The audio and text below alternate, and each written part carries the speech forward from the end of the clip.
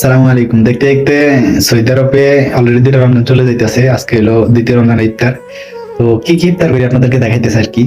দেশের ইফতার আর বিদেশের ইফতার কিরকম হয় আর কি আপনাদেরকে দেখাইতেছি। চলুন দেখাইতেছি।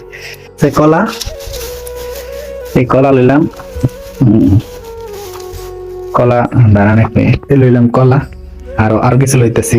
আর সামনে ফ্রিজ আছে, দেখাইতেছি। আমার লোক আরেকজন আইতেছে, এর আগে ভিডিওটা করতেছে আর কি।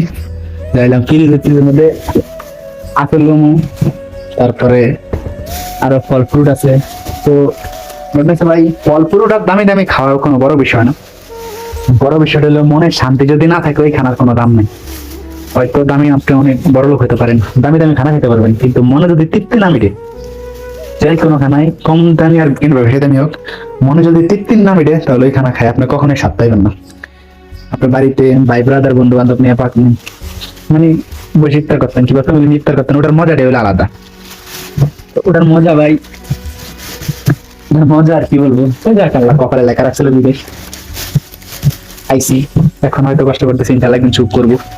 সবাই দোয়া করবেন যেন আল্লাহর মতো সুন্দরভাবে চলাফেরা করতে পারি। এখন যেন আল্লাহর মতো যেন সুন্দরভাবে থাকতে পারি। তো এটা আনলাম। আর এই যে দোকান থেকে সমোসা আনছিলাম। তো এই দেশে আমি একটা জিনিস অবাক লাগলো আর কি। আমরা যেমন আর এরা মানে ইফতারের টাইমে সমোসাটা বেশি ব্যবহার করে আমি দেখছি। আমি এর আগে কিন্তু সমোসা দেখি না, ইফতারের টাইমে সমোসাটা ব্যবহার করে। আর চেনে আছে শরবত বানানো, শরবত লেগে লেবু লিখতে পারছি। লেবু আনছিলাম আমি সকালবেলা, কই জানি লেবু রেখা লেবু আনছি। লেবুর দাম কমে আছে আপনার।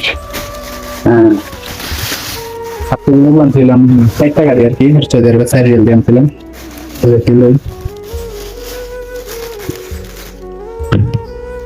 তো ইফতার গুলো দেখে আবার কেউ মাইন্ড করবেন না যে দামি দামি খাবার দিকে আমরা নর্মাল ভাবে এভাবে দেখাইতেছে।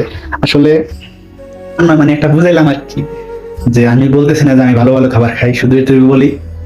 হয়তো বললাম না দামি দামি খাবার ঠিক খাইতে পারবেন, যদি মনে কোনো শান্তি না লাগে ওই খাবারের কোনো দাম নেই।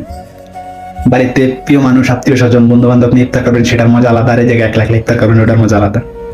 এখানে ইফতার পাবেন, সবাই পাবেন, তবে মজা পাবেন, আনন্দ পাবেন না। আর বাড়িতে আপনি 1 গ্লাস পানি কিংবা 2টা খেজুর দিয়ে ইফতার খাবেন সবাই মিলে, ওই জায়গায় যে শান্তি পাবেন এই জায়গায় 1000 টাকা দিয়ে ইফতার খাইলে ওই শান্তিটা পাবেন না।